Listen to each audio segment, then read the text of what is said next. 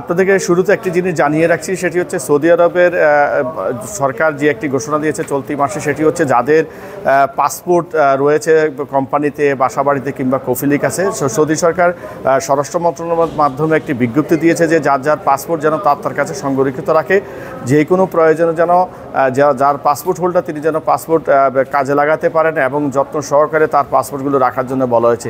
এই ঘোষণাটি সৌদি সরকার এর পূর্ব দিয়েছিল, কিন্তু চলতি মাসে খুব জোরালোভাবে তারা বিজ্ঞপ্তি আকারে সেটি প্রকাশ করেছে এবং সৌদি আরব বাংলাদেশ দূতাবাস সেখান থেকেও তাই সেই বিজ্ঞপ্তিটি ফলো করে প্রকাশ করা হচ্ছে এবং ফলো করে সেটা প্রচার করছেন এবং পাশাপাশি বাংলাদেশকে বলা হচ্ছে যে যার পাসপোর্ট তার কাছে রাখার জন্যে।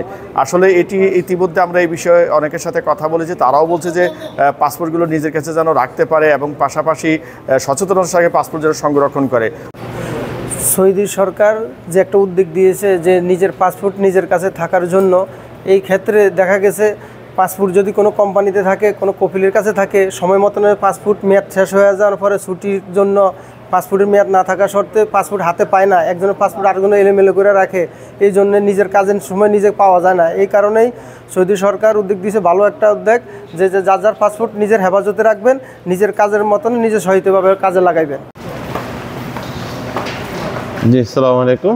সৌদি সরকারের একটা ঘোষণা এই মাসে আসছে, এটা আগেও দিয়েছিল, এই মাসে খুব গুরুত্ব সহকারে দিয়েছেন যে প্রবাসী বাংলাদেশিরা, শুধু বাংলাদেশের না অন্যান্যরাও, যার পাসপোর্ট তার কাছে সংরক্ষিত থাকবে, কফিল অথবা কোম্পানির কাছে থাকলেও তারা নিয়ে নেবে।